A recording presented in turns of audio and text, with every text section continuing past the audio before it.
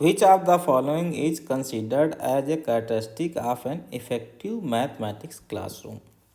निम्नलिखित में से किसे एक प्रभावी गणित की कक्षा की एक विशेषता के रूप में माना जाता है।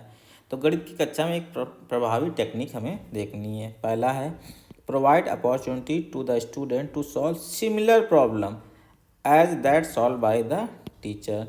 जिस प्रकार की समस्या शिक्षक ने हल की हैं, विद्यार्थियों को समान प्रकार की समस्याएं हल करने के लिए अवसर प्रदान करना। तो देखो इससे क्या होगा कि उनके प्रैक्टिस के पॉइंट ऑफ व्यू से अच्छा है, लेकिन ये क्या करेगी, जो बच्चों की एबिलिटी है उसको लिमिट करेगी, उनकी क्रिटिकल थिंकिंग एनालिटिकल थिंकिंग को डेवलप करने में मदद नहीं करेगी। तो ये पूर्ण रूप से सही नहीं है। दूसरा है sensitize the student that mathematics is an abstract subject with the help of different example।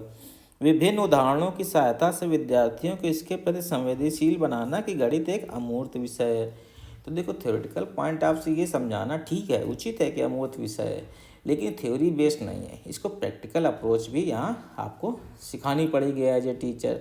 तो केवल उसके आपको क्या आना चाहिए कि effective classroom should not only focus on making mathematics seems abstract बना है, बट आल्सो ये भी होना चाहिए कि इस aim to show practical application, relevance, critical side. तो ये भी पूर्ण रूप से सही नहीं होगा।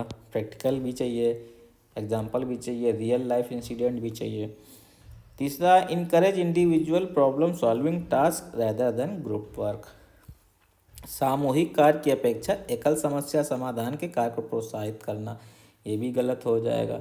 तो ग्रुप स्टडी एक बहुत अच्छा पार्ट होता है, एक दूसरे का आइडियाज़ को शेयर करने का, समझने का, क्रिटिकल थिंकिंग डेवलप करने का, ठीक है ना।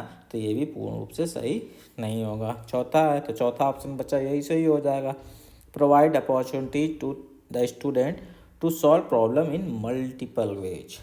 समस्याओं को बहुत सारे तरीक़ों से हल करने के लिए अवसर विद्यार्थियों को प्रदान करना, ये मोस्ट एक्यूरेट करेक्ट हो जाएगा मैथमेटिक्स के लिए।